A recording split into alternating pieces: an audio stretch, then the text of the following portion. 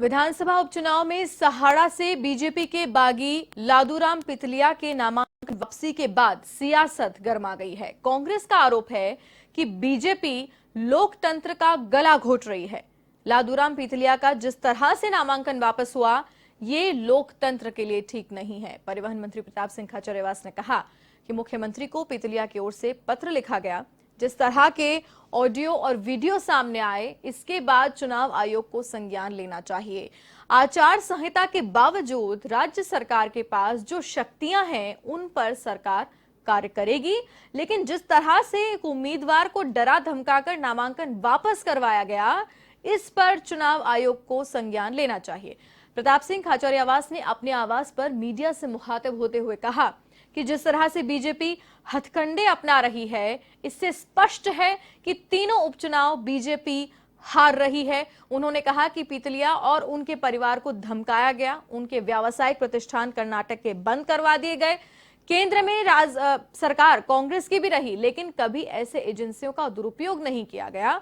जनता BJP को आने वाले समय में इसका करारा जवाब देगी।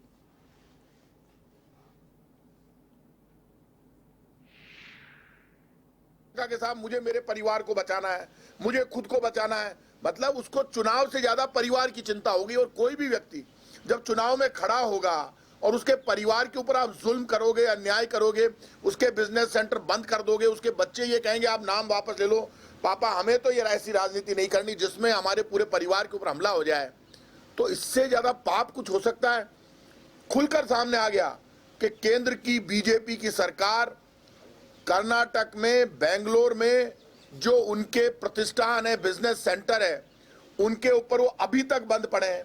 लादूलाल पिथलिया को ये डराया गया, धमकाया गया, नाम वापस ले लो नहीं तो आप भी नहीं बचोगे और आपका परिवार भी नहीं बचेगा। उन्होंने बयान भी दे दिया कि मैंने मेरे परिवार को बचाने के लिए मैं क्या मेरा गला कटवा लूं क्या, और उसके बाद वो गायब हो जाते हैं। तो ऐसे में अब बीजेपी कोशिश कर रही कि उनको डरा धमका कर प्रेस के सामने लेकर आए और वो प्रेस में सामने आकर ये कहे कि मेरा ऐसा, मैंने कोई वीडियो वायरल नहीं किया। तो वीडियो में तो वो दिख रहे हैं, ऑडियो में उनकी आ गई, उन्होंने पत्र लिख दिया मुख्यमंत्री जी को।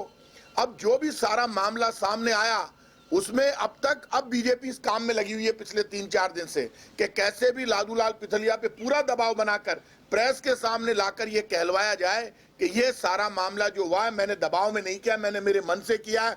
बीजेपी अखबार में प्रलोभन देती है, कहती है उन्हें इनाम दिया जाएगा नाम वापस लेने का, उनको पद दिया जाएगा। मैं आज कह रहा हूं बीजेपी के तमाम नेता, चाहे वो इनके प्रदेश अध्यक्ष हो, चाहे विपक्ष के नेता हो, इनकी अंतरात्मा मर चुकी है। केंद्र की सरकार जिस तरह से एजेंसियों के दम पर, और वहां पर तो ये हो रहा है, बेंगलोर में तो कह रहे हैं कि प्राइवेट लोग उनको उनके प्रतिष्ठान नहीं खोलने दे रहे। मुझे दुख इस बात